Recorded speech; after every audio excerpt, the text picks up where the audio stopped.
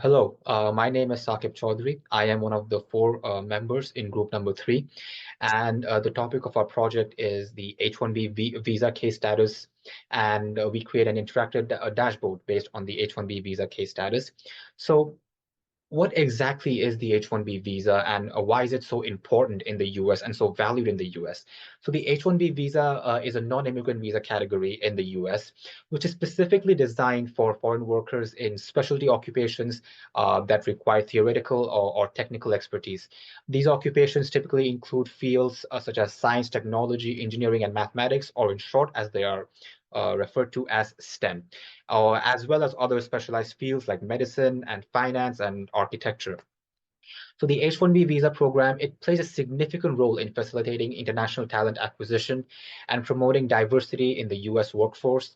It allows the US employers to hire individuals from around the world who possess specialized skills and knowledge, enriching the country's labor pool and fostering a cultural exchange. So what exactly are we trying to answer in this project? What kind of the dashboard that we are creating, on what basis are we creating those graphs and visual images and the graphs? So the questions that we answer are more like, how does the H-1B visa case status, it varies by the state and job roles? What percentage of the visa H-1B visa petitions are full-time jobs? From which states or cities are majority of the applications from? And how does the outcome of these H-1B applications change over time? So these are the basic questions that we are trying to answer in this project. And now let's go into what's the motivation behind this project and what are we trying to unearth from the data set that we collected. So this project seeks to create a dynamic data visualizations to explore the H-1B immigration landscape within some major states. Some of them are Illinois, Indiana, Ohio, Minnesota, Wisconsin, Pennsylvania, Michigan, and New York. By conducting a thorough analysis of the case statuses, we aim to delve into the occupational trends, the dynamics of the employers, the patterns of the immigration, and other implications of the H-1B visa program on the global workforce. So the collected data forms a robust basis for diverse and analytical investigations, catering to a broad spectrum, and those results can be invaluable for stakeholders, for governmental entities, for policy advisors, for academic researchers, or for a business analyst or a data analyst, whatever. So this project seeks to create this dynamic data visualization for the stakeholders, and they'll be able to come to conclusions through the interactive dashboard. And so what is the flow of this project? So every project has a sequence that, you start this way and then you take the next step and the step after that and the final step. So initially we collect the data from Kaggle, we do some exploratory data analysis, and then we prepare the data and clean the data set, and then we go on to analyze and visualize the said data set using Python and Tableau, and finally we create an interactive dashboard, which is the main part of the project, which shows all the learnings and the final conclusion of the project. So basically, yeah, that's it. So we have took our data set from Kaggle, and it is from 2015 to 2019 data. And this data is publicly released by the US Department of Labor. And the data set comprises over 600,000 entries, and each entry corresponding to a specific visa petition filed within the mentioned years. So let's look into the data set. So there are a few attributes. First one is case status, which means the outcome of the visa application, such as whether it is certified, denied, or withdrawn. The next one is employer name. And the other one is SOC name, which represents the standard occupational classification that the job falls under. And then job title, full-time position, which means the whether the visa is for full-time or part-time role. Then we have prevailing wage, It is standard wage for occupation in specified area. And the year, the fiscal year the application was submitted, and work site, which includes city and state. So after the data collection, we have performed EDA, which is exploratory data analysis. With the help of EDA, we can get to know the important and summary of the dataset's main characteristics. So we can get to know about different columns. So here we can see the basic information about the dataset. So it has the every column and with the data type, and it also shows the not null if it's a null or not null. After that, we have done the summary statistics for numerical column. So we have one numerical column called prevailing wage. So it performs the statistic about mean, standard deviation, minimum, maximum. Also, we have done analysis on categorical columns. So we have most of the columns which are categorical. So it shows the unique values, like for the in case of the case status. So how many values are for certified or how many values are for withdrawn, likewise denied. So likewise, it shows the every column data. So after EDA, we have done the data cleaning and pre-processing. So for cleaning, we have imported our file through pandas in Python, and we have used the encoding Latin 1, so which helps to handle the reading issues while importing our data. So after that, we have used the shape function, which shows the total values of row and column. So this is our data. It has 13 rows. And after that, we have encountered one row which has the swapped values for SOC name and SOC code. So we have interchanged it with the help of swapping function. And then after that, we have calculated the null values per column, like per column, how many there are null values. So we have removed each and every null value, since it's just 61 rows compared to 857K data. So after dropping all the null values of these columns, we have again checked the null values if we have remained any one of them. So it looks like we have cleared all the null values. After that, we have dropped one unused column, which is worksite. So in our data, we can see that we already have one worksite city column and one worksite state column. And also we had worksite, which contains the both values. So there is one repetitive column and unused column. So we have dropped the worksite column. And after that, again, we have determining the shape of the data frame, and which shows after cleaning after 12th column. After that, we have replaced one value which contains the comma, and after that some other name. So we weren't really used that, so we just removed all the words after comma. And after all the cleaning, we have just created one new CSV file and saved the clean data in that. We have done few analysis using Python's matplotlib. So, like the yearly trends of H1B visa petitions and average wage, and also we have done a correlation heat map using matplotlib. So, let me dive into the code.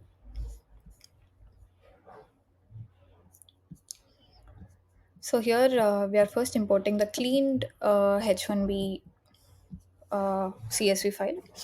And in the next step, to get this yearly trend plot, uh, this is the respective code.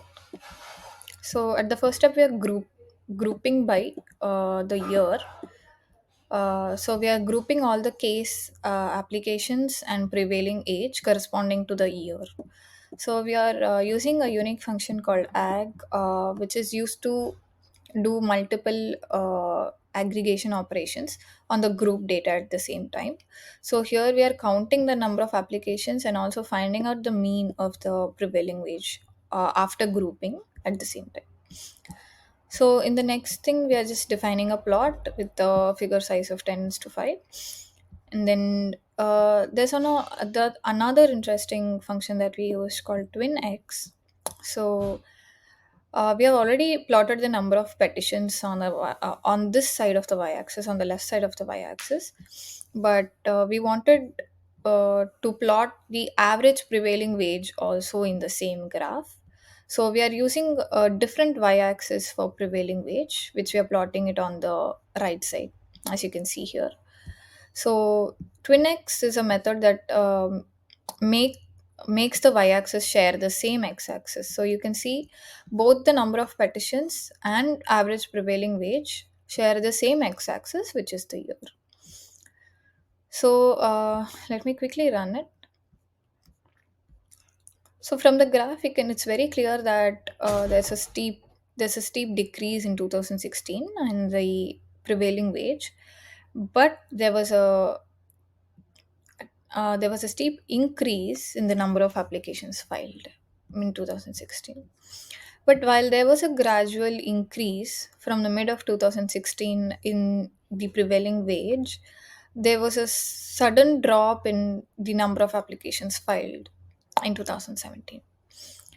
And also, the common point is in 2018, where the number of applications filed and the prevailing wage were at its peak.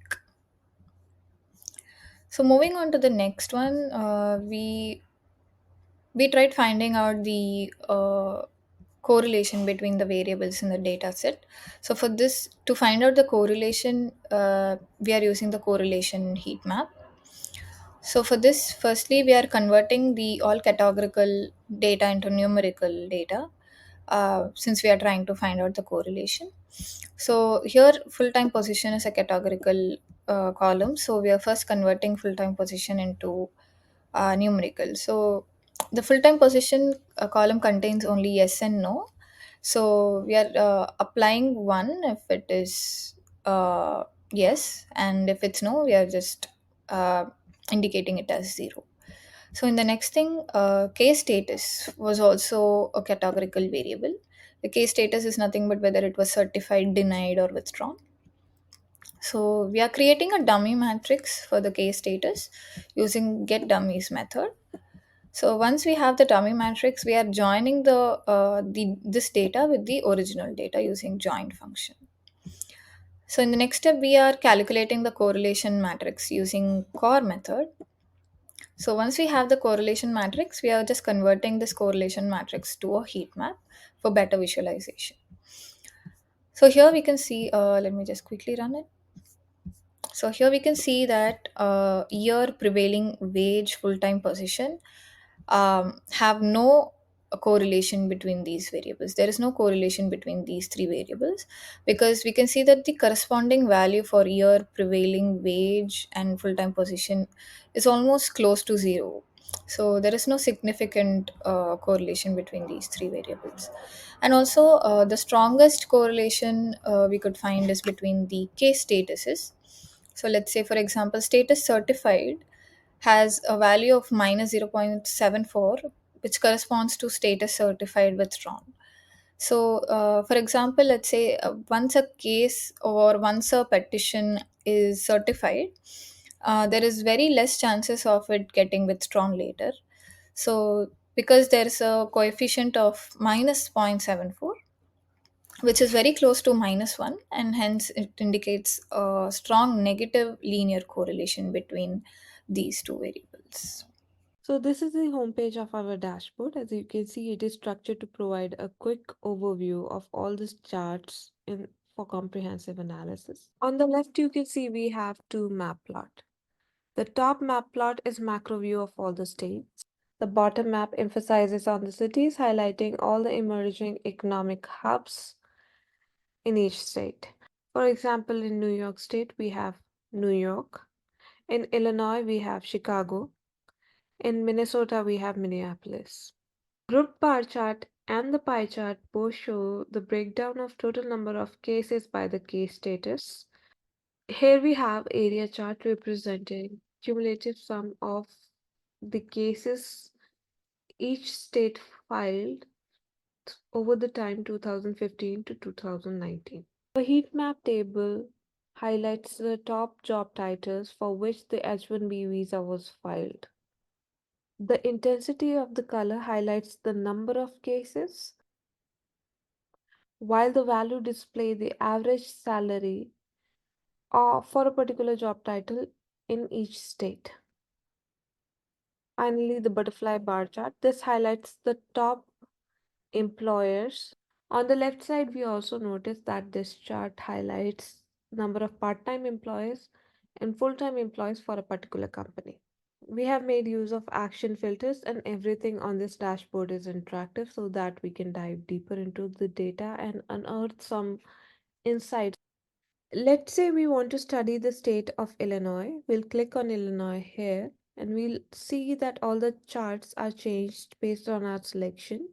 The bottom map chart highlights the economic hub from where the most H1B requests were generated.